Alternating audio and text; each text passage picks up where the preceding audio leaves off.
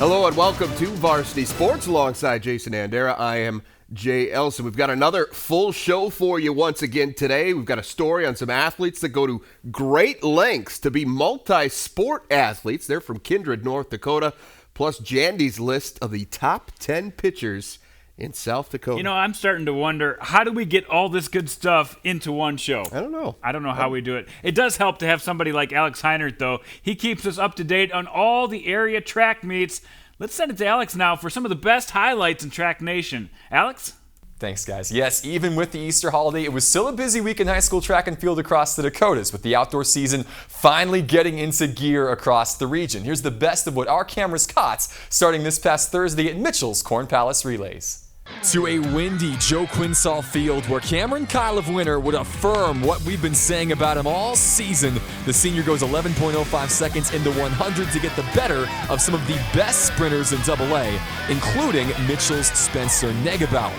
Don't feel too bad for the senior colonel, though, as Negebauer would anchor Mitchell's relay teams to wins in the 4x1 and the 4x2 on his home track in times that rank in the top 3 in AA. In the field, Roosevelt's Mason McCormick would take care of business in the shot put. His winning throw of 50 feet 7 inches stands as the second best in AA so far. On the girls' side, there were a few surprises on the day, headlined by Ella Byers of Chamberlain. In a battle of former state cross-country champions, the sophomore would outlast two-time AA mile champ Jasmine Cooper in the 1600 with a near platinum mark of 5:13.78. Despite that particular defeat, though, it was still a huge day for Sioux Falls Lincoln's girls. The Pats would win 11 events in total, including 2 wins from Riley Heyer in the triple jump and in the 300-meter hurdles, and a stellar 800-meter victory from Courtney Klatt, who goes platinum for the first time this season with a 2:17.75 effort. Fast forward now to Tuesday in Grand Forks for the Sertoma Relays. Grand Forks Central star Carly Ackley would take the 800 meters and go 5:12.13 in the mile as well, less than a tenth off teammate Alexis Roll's platinum mark that she set last week. The Grand Forks Red River contingent would have a strong day as well, led by new NDSU commit Tyler Enerson. He takes the 110-meter hurdles in 15 flats to go along with a long jump title and a pair of runner-up finishes in the high jump and the 300-meter hurdles. How about a little javelin update? West Fargo Cheyenne senior Carter Bonham was the top jav man in Class A, and he'd go 171.2 on this day, 14 feet better than Bonham's likely competition for a state title. Sticking with the Spears, it was another typical day for West Fargo's Akili Moten. The two-time reigning javelin and shot put champ would win both again on Tuesday, reminding all of us that she won't be giving up her throne without a fight.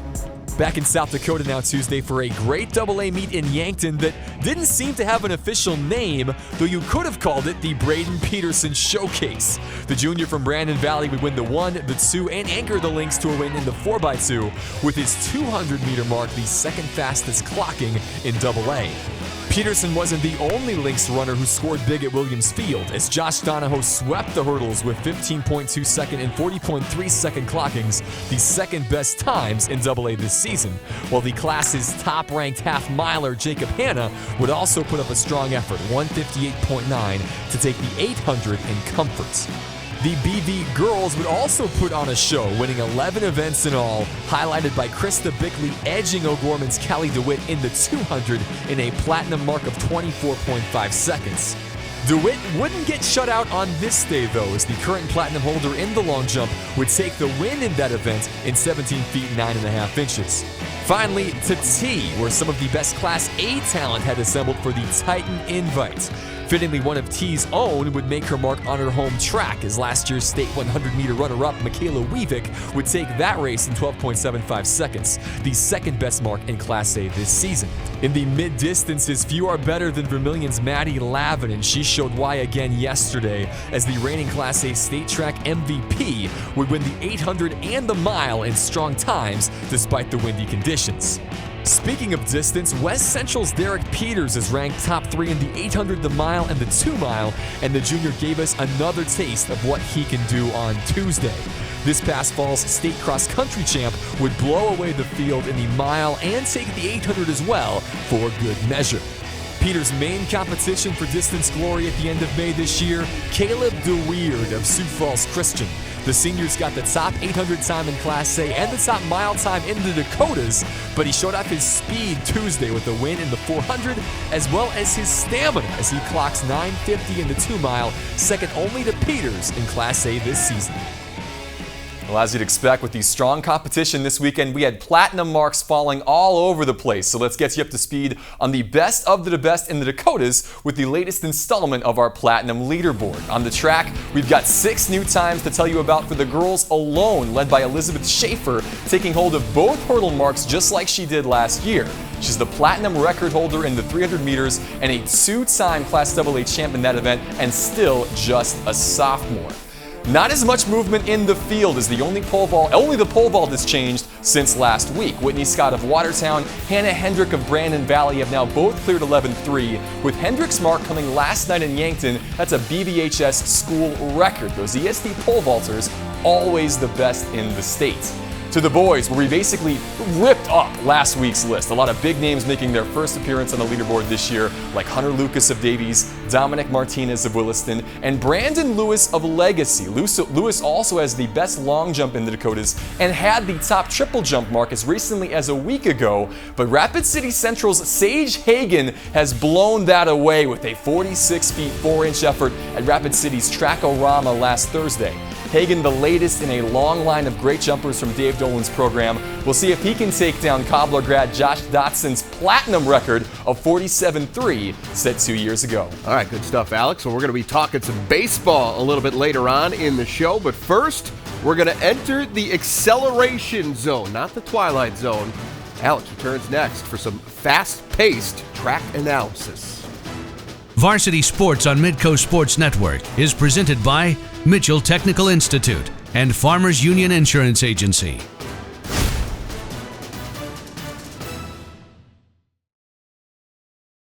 Well, welcome back to Varsity Sports, and welcome back to Sioux Falls, Alex Heinert, at least for 1 week. That's right. Anyway. The Easter holiday allowed me a chance to come to South Dakota, see some track and field in person. Awesome. I've not been disappointed. It's been a good week. All right. Well, with that in mind, time to go a little more in-depth on what you've been seeing in high school track and field in the Dakotas with the acceleration zone. What time are we highlighting this week? This is like looking back into the past. This really is, yes. And so no time specifically that we're looking for, but a number that our viewers should know. 41, the number of state championships won from 1988 to 2010 by longtime Rapid City Stevens head cross-country coach and track assistant, Forey Flogan. He's a Mayville, North Dakota native, a UND grad, so a little skin in the game on both sides of the border. He was inducted into the South Dakota Sports Hall of Fame last week. Awesome. So in honor of the 22 state track titles his team's captured, we're going to put up 220 on the clock. That is an incredible number. It's all not the way too around. Bad. Yeah, a little success out there. All right. Well, one of the legends of distance running in South Dakota for sure. All right. The gun is up,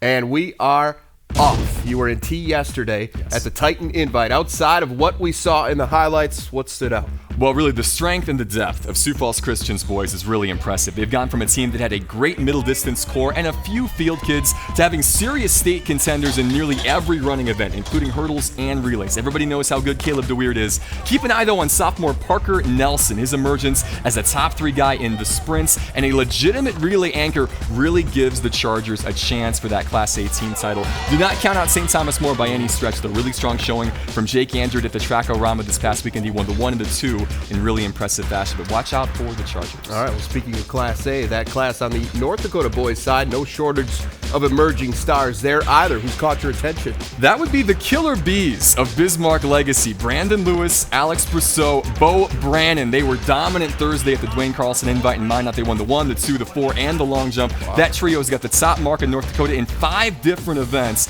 They're going to be fun to watch and tough to beat all season. All right, well, it's only a few weeks old, but who's winning this track season so far? Who's stealing the show for you? It's got to be Shayla Howell of Belle Fourche, right? She was a Dakota dozen pick at the start of the year. She's already put up the top mark in Class A in 5 different events, and that's not including the 400 meters in which she's the reigning state champion in. She's turned into the best all-around jumper in the Dakotas, really regardless of class or gender. She's a great sprinter as well, a really special talent. All right, last weekend had a number of big meets in both Dakotas. Same case this weekend? Same case, yeah. Big day on Friday. South Dakota's got the always windy Watoma relays in Watertown, and then one of my favorites, the Pier American Legion relays in the center of the state. I'll be out there at the Capitol. Looking forward to that. A great East versus West meet.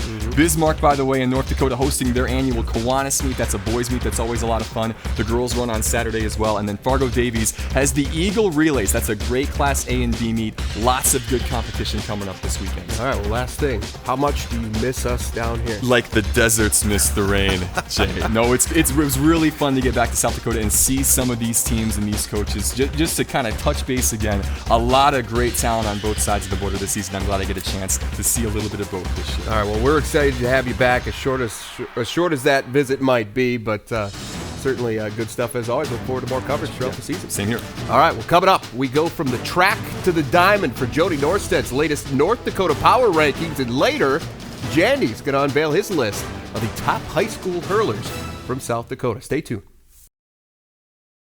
And welcome back to Varsity Sports. Well, playing multiple sports can be hard enough, but doing them in the same season can be downright crazy. For more on that, we send it north to Jody Norstedt. Thanks, guys. You hear stories of this across the country. Athletes in high school being asked to specialize in one particular sport. But here in the Dakotas, it's not that common. In fact, many athletes participate in 3 sports year-round.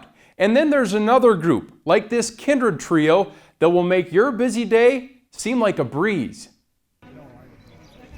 The baseball season is only a few weeks old, but the Kindred Vikings seem to have hit their stride already.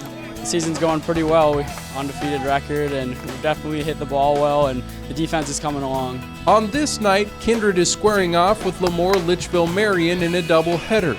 In Game 1, Ethan Lingen, one of the state's top pitchers, had a no-hitter going, and in the bottom of the 5th, with a chance to win by virtue of the run rule, once we got a bigger lead, we tried to get done as soon as possible, for sure. Lingen delivered a ho-hum walk-off RBI single to left, but the celebration had to be brief. As soon as we got done, we're like, let's hustle up, get into the lot, or get into the concession stand, change. You heard him correctly. Lingen, along with teammates Nikki Zink and Derek Hushka, emerged from this lavish dressing room like superheroes after a wardrobe change, ready to compete in the track meet right next door. Yeah, a few people walked in looking at us like we were crazy, but whatever it takes, I guess. It's only 100 feet between the baseball field and track, so there's no excuse that you can make up to get out of it. The trio arrived at the start line with just a few minutes to spare before competing in the 4x400 relay, the final event of the meet. There wasn't much time for nerves to build up, so I think that helped a little bit at least. There's always the slightest bit of nerves between every race, but we've done this for a couple years now. We know our tendencies, how well we can perform, and it's just up to us to perform to those expectations. And those expectations are high. This 4x4 team, which also features leadoff man Jake Freitag, finished in 3 minutes and 40 seconds, only 4 seconds shy of the state qualifying mark. So now that we're all caught up to speed, the question has to be asked. Why does this trio pull double duty in the spring? We just love both sports. In junior high, we ran track, and then baseball started in high school, and we didn't want to be done with either or of the sports, so we just came up with the compromise of doing both, and it's worked out well ever since. We all have a really high competitive spirit, and we just like to compete in things, and that's what drives us and makes us want to do our best. And the coaches are committed to it as well. It's not ideal. You'd love to have them just in track, as Scott would like to have them just in baseball, but it's a great problem to have. A couple days a week we're back and forth, and we try to make things work, and there's some meets where there's a conflict. For example, Central Cass has a track meet and we have a baseball game there, so they're going to play the first game with us, and then second game they're going to go run track. So we can make it work, and we keep in contact with one another. By the end of the day, you're definitely exhausted and you just snooze on the couch or something, but yeah, again, we love it, so you can't complain. Now, barring any weather postponements, this Vikings trio will be able to participate in both the region track meet and the region baseball championships. Plus, if they were to qualify, they'd be just fine participating in both the state baseball tournament and state track and field meet.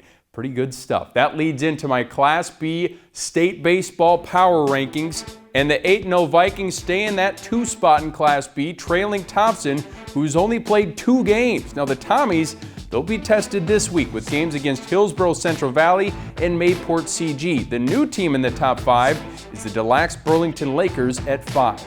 In Class A baseball, Dickinson continues to get it done. This is video of their sweep over Mandan on Tuesday. Midget's first baseman Sean Stoltz had a big series. In Game 2, he was 3 for 5 with 3 RBI. Dickinson faces Bismarck and Minot to close out the week. West Fargo split with Davies last week, but the Packers allowed just 2 runs in the Game 2 loss and have only allowed 6 runs over their last 6 games. The Packers staff is dealing right now. North deserves to be in the top 5. The Spartans are still unbeaten against North Dakota competition. There's no movement in my top 5 in Class A softball. West Fargo remains the top team. Dickinson and Century split a doubleheader, so I'm going to keep them in their spots for now. Minot can make a jump this week if they're able to put up a strong showing against a good Legacy team on Saturday, and vice versa for the Sabres.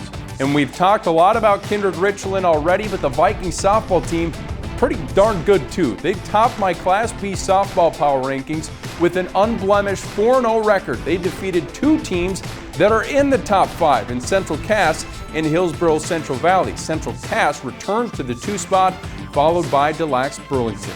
And a reminder, you can check out these rankings at any time on the Midco Sports Network website. Just click on the Vlogs tab to find it. Back over to you guys. All right, thank you, Jody. Well, when we come back, Jandy is going to unveil his list of the top 10 pitchers in South Dakota. Is your guy on the list? Find out next. Whenever you try to pick the best of anything, there's sure to be some debate. So Jandy, as always, is prepared to hear your feedback on this one. Let's get those ballpark conversations started now. Jason, with your list of the top 10 high school pitchers from South Dakota. All right, thanks, Jay. Well, filling out this list was exhilarating and exhausting all in one. I talked to several coaches, fans, and players to get a wealth of opinions to help me form this list. That being said, the toughest part has to be leaving off about 15 pitchers who were under consideration but just missed this top 10. I'm going to elaborate on that group of honorable mentions in my blog, so make sure to check that out at midcosn.com. But now it's time to reveal my top 10 pitchers in South Dakota. Let's start at number 10, Peyton Zabel. He leads a group of peer pitchers that really, there's a lot of guys that can make a claim to be on this list, but Zabel has been the one that has been truly elite this year. He's only pitched 5 2/3 innings, but you can't ignore the fact that he's yielded just 1 base runner and has 10 strikeouts in that small stint. At number 9, Caden Veland, Sioux Falls Lincoln's ace, has been outstanding this year. The future DWU hurler is tall and he commands the strike zone with a unique knuckle curve that is really hard to master. He's one of the few that can do it. In at number 8, Brandon Valley's Peyton Livingston.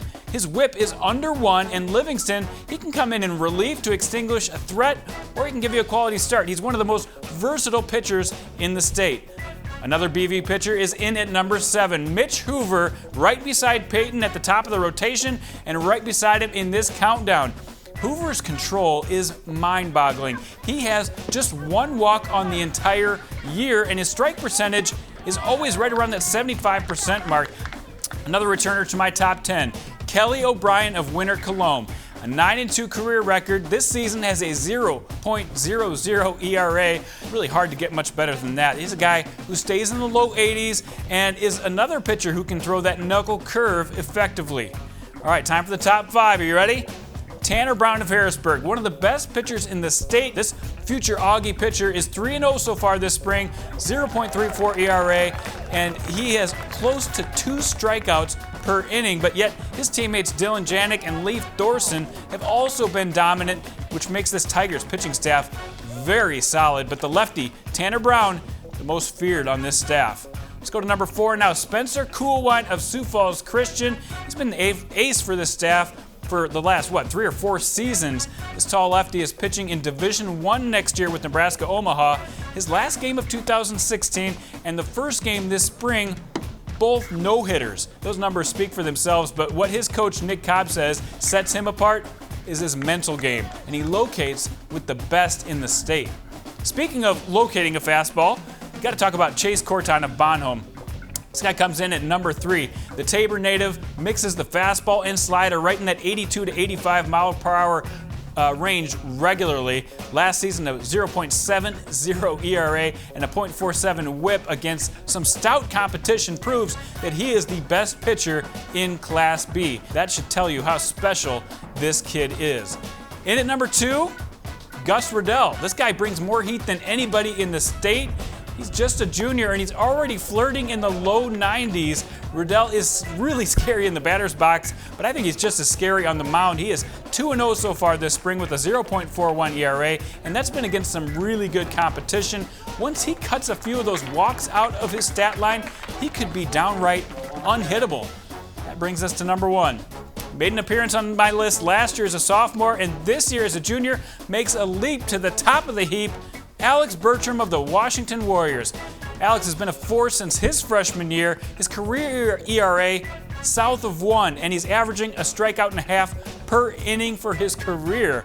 He's already committed to SDSU, but will be dominating this high school scene for the rest of this year and next season as well. Well, what do you think? Who did I leave out? Let me know on Twitter. It's always good to get this conversation going about some spring baseball. Back to you, Jay. All right, good stuff, Jaddy. The spring sports schedule not exactly slowing down. We're going to wrap things up with a look at some of this week's best games and biggest events in the Dakotas. Varsity Sports on Midco Sports Network is presented by Mitchell Technical Institute and Farmers Union Insurance Agency. All right, before we go, here's a quick look at some of the best action coming up over the next 7 days in the Dakotas. And we've got some great baseball coming up. Sioux Falls, Washington will have their hands full playing against the 2 top teams in South Dakota Class A, and they get a doubleheader against Mitchell later in the week. Wow, that will be tough.